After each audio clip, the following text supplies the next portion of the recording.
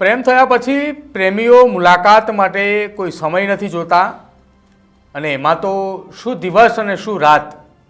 પ્રેમ એ આપણે કહ્યું તેમ કે પ્રેમ એ આંધળો છે અને એવો જ એક પ્રેમ સુરેન્દ્રનગરમાં જોવા મળ્યો.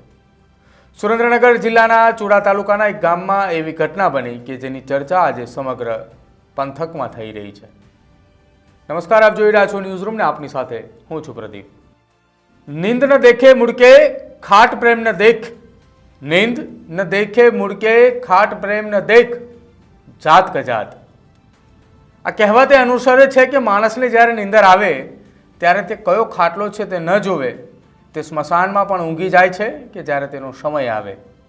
તેમજ પ્રેમ કરનારા પ્રેમીઓ ક્યારેય સમય કે જાત કજાત નથી જોતા અને પ્રેમ સંબંધ બંધાઈ જાય છે અને એ જ પ્રેમ સંબંધ ત્યાં સુધી પહોંચે છે કે જેની માટે જે વ્યક્તિએ કોઈ દિવસ ખુલીને કોઈ કામ માટે કે કોઈ વાત માટે હિંમત ન કરી હોય એ વ્યક્તિ પ્રેમ માટે હિંમત કરે છે.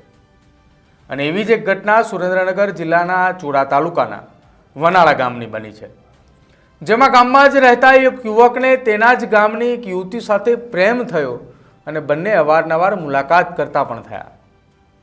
આ પ્રેમનો સંબંધ એટલો નિકટ બન્યો કે બંનેના પરિવારને પણ જાણ થઈ, પરંતુ જ્ઞાતિ અલગ અલગ હોવાના કારણે બંનેના લગ્ન ન થયા. પરંતુ પ્રેમ એ આંધળો હતો એટલે બંનેની પ્રેમની મુલાકાતો એ મોડી રાત્રે થતી હતી અને એક દિવસ એવી મુલાકાત બની કે બંનેની છેલ્લી મુલાકાત રહી. 26 તારીખના રોજ રાતના સમયે પ્રેમી યુવક અને તેની પ્રેમિકાને મળવા માટે મોડી રાત્રે એ ગયો. યુવતીના ઘરે પહોંચતાની સાથે જ બંને એ મુલાકાત કરી રહ્યા હતા અને એ દરમિયાન અચાનક કોઈ અવાજ આવ્યો, કોઈ વસ્તુ પડી અને વસ્તુ પડતાની સાથે જ જેના અવાજથી યુવતીના પિતા અને તેના બંને ભાઈઓ જાગી ગયા. અને પછી પ્રેમી યુવક ત્યાંથી ભાગવા માટે કંઈ વિચારે તે પહેલાં જ તેને પકડી પાડ્યો.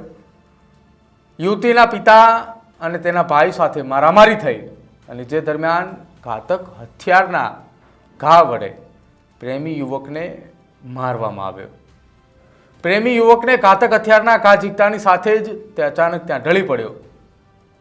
જો કે આ ઘટનાની જાણ સમગ્ર ગામની અંદર એ તત્કાલ પહોંચી ચૂકી હતી ને ગામની અંદર હડકંપ હતો અને હડકંપ વચ્ચે જ પોલીસ ત્યાં પહોંચી. ત્યાં જે નીચે ઢળી પડેલો યુવક હતો તેને હોસ્પિટલ ખાતે પહોંચાડવામાં આવ્યો. જો કે ફરજ પરના ડૉક્ટરે તેને મૃત જાહેર કર્યો હતો અને સુરેન્દ્રનગરના ચુડા તાલુકાના વનાળા ગામ ખાતે પ્રેમ સંબંધમાં એક હત્યાની ઘટના બની. આ ઘટના સંદર્ભે સુરેન્દ્રનગરના ડીવાયએસપી વિશાલ રબારીએ શું કંઈ કહી રહ્યા છે, પહેલાં એ સાંભળો તમે. ગત તારીખ 26/1/2025ના રોજ વહેલી સવારે ચુડા પોલીસ સ્ટેશન વિસ્તારના વનાળા ગામે એક બનાવ બનેલો હતો, જેમાં મરણ જનાર હરેશભાઈ હેમુભાઈ સરવૈયા તેઓની ચાકુ અને લાકડી વડે ઈજા પહોંચાડી અને તેમનું મૃત્યુ નિપજાવેલ છે. આ ગુનામાં ગુનો દાખલ કર્યા બાદ તપાસ દરમિયાન જે શકમંદ આરોપીઓ જે છે જીવણભાઈ મથુરભાઈ સરવૈયા, પ્રકાશભાઈ જીવણભાઈ સરવૈયા, ચિરાગભાઈ જીવણભાઈ સરવૈયા, આ ત્રણેય આરોપીઓને પોલીસ દ્વારા તાત્કાલિક ધોરણે રાઉન્ડઅપ કરવામાં આવેલા હતા, એની પૂછપરછ કરવામાં આવેલી હતી અને જે પણ પ્રાથમિક પુરાવાઓ મળેલા છે એ આધારે આ ત્રણ વ્યક્તિઓએ જ જે છે આ મરણ જનારની હત્યા કરી હોય અને ગંભીર ઈજા પહોંચાડી અને પોતાનો જે છે ઈરાદો પાર પાડ્યો હોય એવું પોલીસના ધ્યાને આવેલું છે. તો આ જે પુરાવો છે એના આધારે આ ત્રણેય આરોપીઓને અટક કરવામાં આવેલી છે અને હાલ આ ત્રણેય આરોપીઓને કોર્ટમાંથી રિમાન્ડ મેળવી અને આગળના પુરાવો ભેગા કરી અને તપાસ આગળ ધપાવવા માટે થઈ અને જે છે કાર્યવાહી પોલીસ દ્વારા હાથ ધરવામાં આવી છે. પોલીસ ફરિયાદ કરનાર પ્રેમી યુવકના ભાઈ હિતેશે જણાવ્યું હતું કે મારો ભાઈ અને તેની પ્રેમિકા બે ઘણા લાંબા સમયથી પ્રેમ સંબંધમાં હતા અને અનેક વખત મારો ભાઈ તેની સાથે રાત્રિ મુલાકાત માટે પણ જતો હતો. બંનેના પરિવારને પણ આ વાતની જાણ હતી.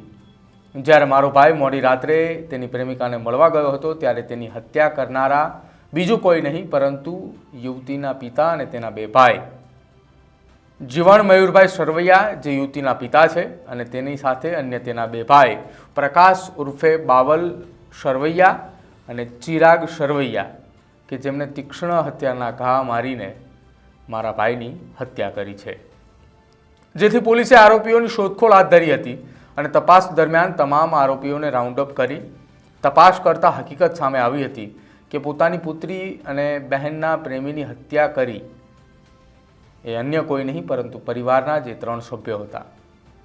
હવે એ પરિવાર તો જેલમાં જશે, પરંતુ હવે ફરીવાર આ ઘટના નહીં બને કે બંને પ્રેમીઓ એકબીજાની સાથે મુલાકાત કરશે. મોડી રાતની એ મુલાકાત હવે એક ગામમાં ફરી કદાચ નહીં બને, પરંતુ એ ગામની અંદર બનેલી આ ઘટનાના કારણે બંને પરિવારના એ માળા વિખાયા છે.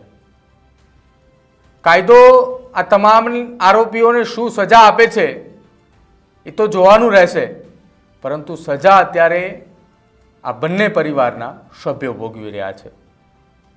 યુવતીના પરિવારમાં તેના બંને ભાઈ અને તેના પિતા એ જેલમાં છે, જ્યારે યુવકના પરિવારની અંદર તેના ભાઈની સાથે ખભોથી ખભો મિલાવનાર તેનો ભાઈ હવે આ દુનિયામાં નથી રહ્યો.